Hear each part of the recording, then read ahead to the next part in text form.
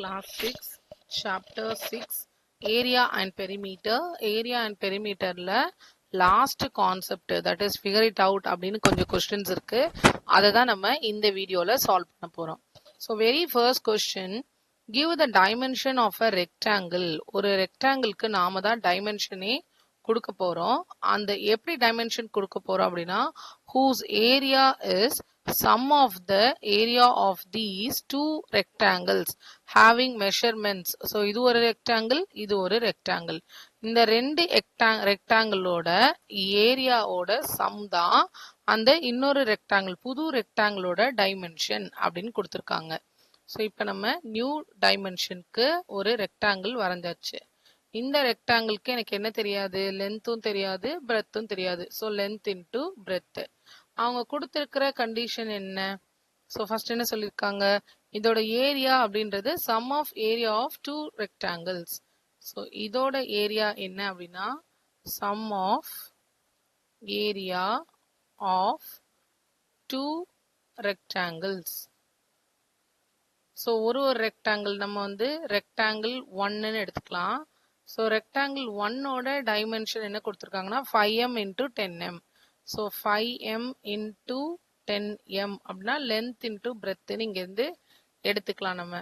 So L equal to 5m and breadth equal to 10m. So B equal to 10m. அதே மாதிரி rectangle 2க்கு.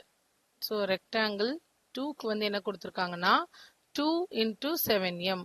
2m into 7m அப்படின்னா length வந்து 2m and breadth வந்து 10m அப்படின்னு கொடுத்துட்டாங்க. இந்த ரெண்டுத்துக்கும் ஏரியாவோட சம் எடுக்கணும் நம்ம. ஸோ ஏரியா எப்படி எடுப்போம் நம்ம? area equal to sum of னா ரெண்டையும் ஆட் பண்றோம்னு அர்த்தம். அதனால இது எழுதல. So area of rectangle 1 plus area of rectangle 2. Okay, area of a rectangle formula என்ன? Length into breadth. So 5 into 10 இது ஃபர்ஸ்ட் பார்ட்டுக்கு. செகண்ட் பார்ட்டுக்கு 2 into 7. அவங்களே இதெல்லாம் கொடுத்துட்டாங்க. ஸோ இதை மல்டிப்ளை பண்ணால் எனக்கு என்ன வரும்? இங்கே 50, இங்கே 14. ஸோ ரெண்டு ஆட் பண்ணும்போது 64 மீட்டர் ஸ்கொயர் அப்படின்னு வருது. இது நம்மளோட புது ஏரியாவோட என்னது, புது ஏரியா, புது ரெக்டாங்கிளோட ஏரியா. இப்போ என்னோட கொஸ்டின் என்ன அப்படின்னா, கிவ் த டைமென்ஷன்ஸ் அப்படிதான் கொஸ்டின். இந்த புது ரெக்டாங்கிளுக்கு நம்ம லென்த் இன்டூ பிரெத் கண்டுபிடிக்கணும். ஸோ நான் லென்த் இன்டூ பிரெத் எப்படி கண்டுபிடிப்போம்? நார்மலா இது லென்த் அவங்களே 64ன்னு கொடுத்துட்டாங்க. ஏதாவது ஒரு வேல்யூ கொடுத்துருந்தா நான் இன்னொரு வேல்யூ கண்டுபிடிக்கலாம். ஸோ இந்த 64 நம்ம எப்படி, ஸோ இதோட பாசிபிள் டைமென்ஷன்ஸ் என்னென்ன அப்படின்னு எழுதலாம். பாசிபிள் டைமென்ஷன்ஸ் என்னன்னா, இந்த 64 2ல எழுதும்போது 2 cross 32ன்னு எழுத முடியும். அண்ட் இன்னொரு ஆப்ஷன் வந்து 4ல எழுதும்போது 4 cross 16, அடுத்தது 8ல எழுதும்போது 8 cross 8. இந்த 8 cross 8 மட்டும் இதுல நம்மளால எழுத முடியாது. ஏன்னா இது 8 cross 8னா both the sides are equal, லென்த்தும் வித்தும் ஈக்குவலா வந்துடும். அப்ப அது ஸ்கொயருக்கு போயிடும், ரெக்டாங்கிள்ல இருக்காது. ஸோ நம்ம கிட்ட இருக்கிற ரெண்டு ஆப்ஷன் 2 cross 32 இல்லைன்னா 4 cross 16 அப்படின்றது இந்த ரெண்டு option. Question number 2, the area of a rectangle garden வந்து கொடுத்துட்டாங்க 50 meter long. அது வந்து length 50 meter, அதோட ஏரியா வந்து 1000 square meter அப்படின்னு கொடுத்துட்டாங்க. கொஸ்டின் வந்து width of the garden கண்டுபிடிக்கணும். ஸோ நம்ம கொஸ்டின் நம்பர் 2ல என்னெல்லாம் given பார்த்துக்கலாம். given எழுதிட்டு அதுக்கப்புறமா பிரிச்சுக்கலாம். கொடுத்துருக்கிறது rectangle garden அப்படின்னு கொடுத்துட்டாங்க, 50 meter long. So it's rectangle. First longன்றது L.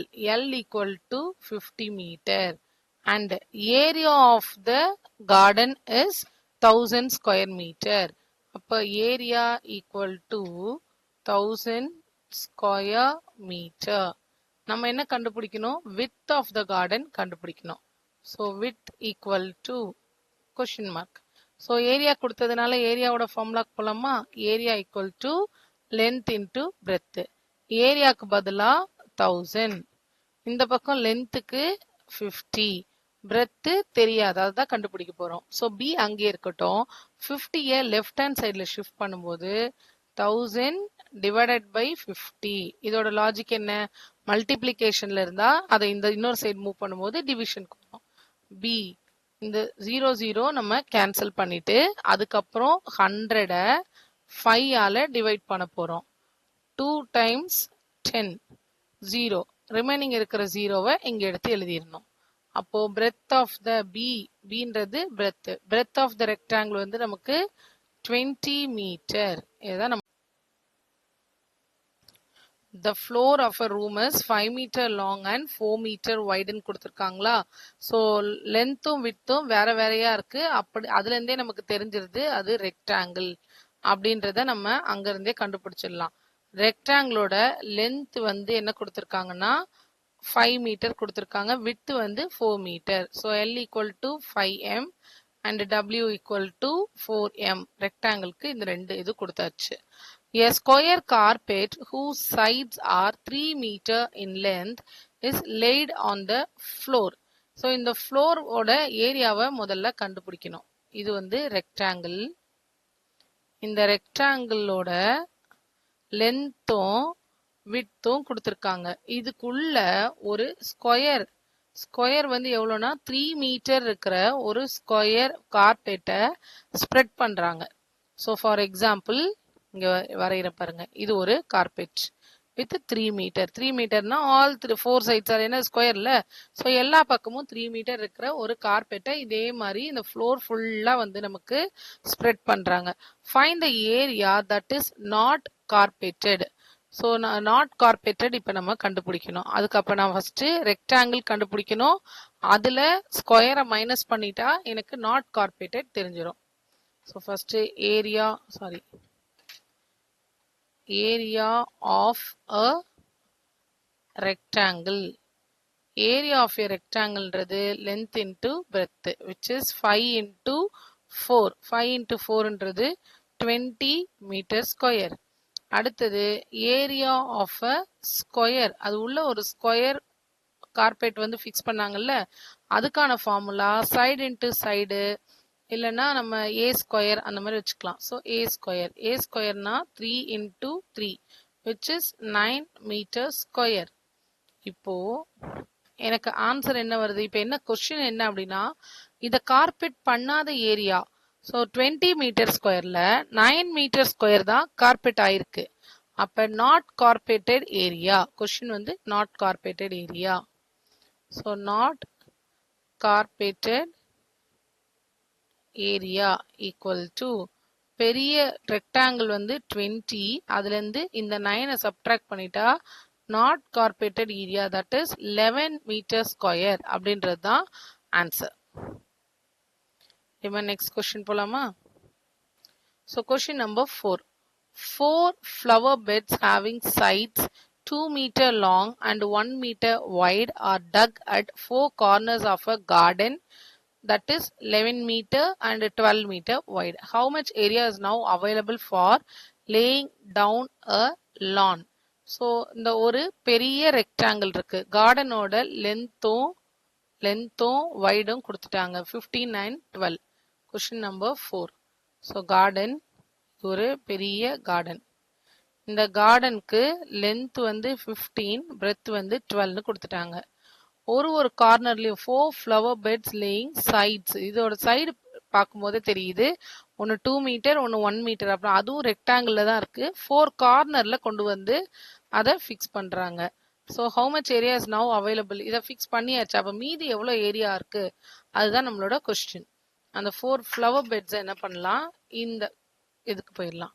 So இந்த பக்கம் ஒரு ஃப்ளவர் பெட், இந்த பக்கம் ஒரு ஃப்ளவர் பெட், இங்கே ஒரு ஃப்ளவர் பெட், 4 கார்னர்லயும் ஃப்ளவர் பெட். ஒவ்வொன்றுக்கும் லென்த் 2 அண்ட் பிரெத் 1 அதுதான் கொடுத்துருக்காங்க. இப்போ நமக்கு மீதி இருக்கிற ரிமைனிங் இருக்கிற ஸ்பேஸ் வந்து கண்டுபிடிக்கணும்.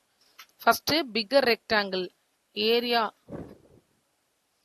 Area of a garden. So கார்டனோட ஏரியா கண்டுபிடிக்கணும்னா பிக்கர் ரெக்டாங்கிள் பாருங்க, length into breadth. that is 15 into 12. 15ஐயும் 12ஐயும் multiply பண்ணிப்போமா? 5 2s are 10. 2 into 1 2 plus 1 3 5 1 0 8 1. So இது 180 மீட்டர். இது வந்து இதில் கொடுத்துருக்காங்க நமக்கு மீட்டர். So 180 metre square. இப்போ 1 flower பெட்டோட area, 1 flower bed area of 1 flower bed equal to 2 into 1, that is 2 meter square. நமக்கு எத்தனை flower bed வச்சிருக்காங்க? 4 flower bed வச்சிருக்காங்க. So 4 flower bed equal to 4 into 2, that is 8 meter square. இப்போ நமக்கு question என்ன? How much area is now available for laying down a lawn? So இந்த lawn போடுறதுக்கு இன்னும் எவ்வளோ ஏரியா இருக்கு, ஃப்ளவர் பெட் போடுறதுக்கு இன்னும் எவ்வளோ ஸ்பேஸ் இருக்குன்னு கேட்குறாங்க. இந்த ஃப்ளவர் பெட் போட போக மீதி இருக்கிற இடம் எல்லாமே lawn யூஸ் பண்ணுறது தான். ஸோ ரிமைனிங் ஏரியா எப்படி கண்டுபிடிக்கணும்? கார்டன்லேருந்து இந்த ஃப்ளவர் பெட் போட்ட ஸ்பேஸை மைனஸ் பண்ணிடுறோம். So 180 minus 8 is 172 meters square. Question number 5. Shape A has an area of 18 square units. So Aக்கு Aன்றது ஒரு ஷேப்பு, அது 18 ஸ்கொயர் யூனிட்ஸ் இருக்கு. Bன்னு ஒரு ஷேப் இருக்கு, அதோட ஏரியா 20 ஸ்கொயர் யூனிட்ஸ். இப்போ shape A has a longer perimeter than shape B. Draw two such shapes satisfying the given conditions. So இந்த கண்டிஷனை சாட்டிஸ்ஃபை ஆகுற மாதிரி ரெண்டு வரைய போறோம் நம்ம இப்போ. ஸோ என்ன கொடுத்துருக்காங்கன்னு பாருங்க. ஓகே, ஸோ ஃபர்ஸ்ட் என்ன கொடுத்துருக்காங்க? ஷேப் ஏவோட ஏரியா கொடுத்துருக்காங்களா? Question number 5. ஷேப் ஏவோட ஏரியான்றது என்ன கொடுத்துருக்காங்கன்னா 18 ஸ்கொயர் யூனிட்ஸ் அப்படின்னு கொடுத்துருக்காங்க. 18 ஸ்கொயர் யூனிட்ஸ். ஸோ 18 மீட்டர் ஸ்கொயர்னு எடுத்துக்கலாம் நம்ம. ஸோ அடுத்தது ஷேப் பி அப்படின்னு ஒன்று கொடுத்து அது 20ன்னு கொடுத்துருக்காங்க. ஷேப் பியோட area equal to 20 metre square. இப்போ இதோட பாசிபிள் லென்த் அண்ட் பிரெத் என்னவா இருக்கும்னு முதல்ல எழுதணும். அண்ட் அதுக்கப்புறமா தான் நம்ம எதுக்கு போக முடியும்னா பெரிமீட்டருக்கு போக முடியும். இதுல அவங்களோட பெரிமீட்டர் கண்டிஷன் என்னன்னா ஏக்கு தான் பெரிமீட்டர் அதிகமா இருக்கு தென் பி. ஆனா ஏரியா வைஸ் பார்க்கும்போது ஏவோட ஏரியா தான் அதிகமா இருக்கு அப்படின்னு சொல்றாங்க. ஸோ ஃபார் எக்ஸாம்பிள் நான் இந்த ஏவோட ஏரியாவை பேஸ் பண்ணி இதோட length possible length and breadth எடுத்துப்போமா? ஃபர்ஸ்ட் ஒனுக்கு ஏக்கு ஃபர்ஸ்ட் ஒன் என்ன எடுத்துக்கிறேன் நான் 2 into 9 அப்படின்னு எடுக்கிறேன். பிக்கு அதே 2ல எடுக்கலாம், 2 into 10 எடுக்கலாமா? ஸோ 2 into 9னா இப்படி இருக்கும். ஓகே, ஸோ இது 2 இது 9 அப்படின்னு எடுத்துக்கலாம். ஸோ 2 into 9 எடுக்கிறோம். இப்போ இதுக்கு பெரிமீட்டர் எடுத்தோம்னா நமக்கு எப்படி வரும்? இதுவும் 9 இதுவும் 2. ஸோ 9 plus 2 11, 11 plus 9 20, 22ன்னு வருது. ஃபர்ஸ்ட் ஒன் வந்து 22ன்னு வருது. அதே அடுத்த போர்ஷனுக்கு நான் வரைஞ்சி பார்த்தா எனக்கு என்ன வருது பாருங்க, 2 into 10 வருதா? ஸோ இதை எடுத்து ஆட் பண்ணா 12 plus 12 24ன்னு வருது. அப்போ எனக்கு 2 into அப்படின்ற இந்த இது வந்து சாட்டிஸ்ஃபை பண்ண முடியல. அப்போ நம்ம இதை கொஞ்சம் மாடிஃபை பண்ணிக்கலாமா? ஸோ 2 இன்ட்டுக்கு பதிலாக இதை என்ன பண்ணலாம்? 3 into 6ன்னு எடுக்கிறேன். இதை 4 into 5ன்னு எடுக்கிறேன். நெக்ஸ்ட் பாசிபிலிட்டிக்கு போயிட்டேன். ஸோ நெக்ஸ்ட் பாசிபிலிட்டிக்கு வரைஞ்சி பார்ப்போமா? ஒன்னா செக் பண்ணிட்டு நமக்கு எந்த பாசிபிலிட்டி வந்து கரெக்டா இருக்குன்னு பார்க்கலாம். So first 3 into 6. ஸோ 3 6 3 6 மொத்தமா எவ்வளவு வருது நமக்கு? 12 plus 6 18 வருது. அதுவே இங்க நமக்கு அதிகமா வருது. 4 4 5 5 எடுத்தா 10 18 வருது. ரெண்டு ஈக்குவலா வந்துருச்சு. ஸோ ஸோ ஈக்குவலாக வரக்கூடாது, நமக்கு அதிகமாக வரணும். அப்போ நம்ம என்ன பண்ணலாம், திருப்பி இந்த 18க்கான ஒரே பாசிபிலிட்டி 2 × 9 3 × 6 தான். அப்போ அதை ஒன்றுமே பண்ண முடியாது. ஸோ நம்ம 20யை தான் நம்ம சேஞ்ச் பண்ண ட்ரை பண்ணோம். ஸோ நம்ம 20க்கு ட்ரை பண்ணுவோமா? ஸோ அப்போ இதில் மேக்ஸிமமே எனக்கு எங்கேருந்து வந்ததுன்னா 2 × 9ல் வந்திருக்கு. ஸோ 2 × 9ல் நமக்கு என்ன வந்தது, இங்கே அதே ஃபிக்ஸ் பண்ணிக்கலாம். 2 9. ஸோ 9 2 4 + 18 22 வந்துருச்சு. அண்ட் இதை நம்ம என்னென்னு எடுக்கலாம், 4 × 5 எடுக்கலாமா? 4 × 5 எடுக்கும்போது 4 5 5 4. ஸோ 8 8 + 10 18. இப்படி எடுத்துக்கிட்டோம்னா நம்மளோட கொஸ்டின் சாட்டிஸ்ஃபை ஆகுது. இப்போ எனக்கு என்ன வந்தது, ஃப்ளவர் ஏயோட ஏரியா 18 கரெக்டா, மல்டிப்ளை பண்ணா 18. அதோட பெரிமீட்டர் எனக்கு பெரிமீட்டர்ன்றது என்னது, பெரிமீட்டர் ஆஃப் ஏ, அதே 2 and 9 எடுத்துக்கிட்டா 2 × length plus breadth, that is 11 × 2 22 அப்படின்னு வரும். அதே பெரிமீட்டர் ஆஃப் பி எடுக்கும்போது 2 × 4 + 5, that is 9 × 2 18 அப்படின்னு வரும்.